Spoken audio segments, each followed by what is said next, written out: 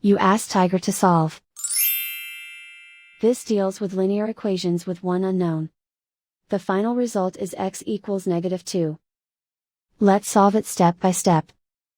Simplify the expression. Expand the parentheses. Group like terms. Simplify the arithmetic.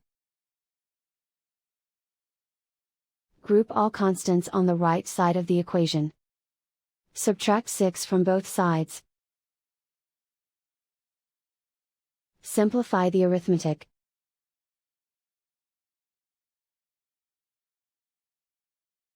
Isolate the x. Divide both sides by 3. Simplify the fraction.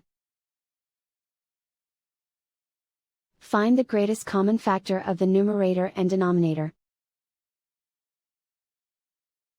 Factor out and cancel the greatest common factor.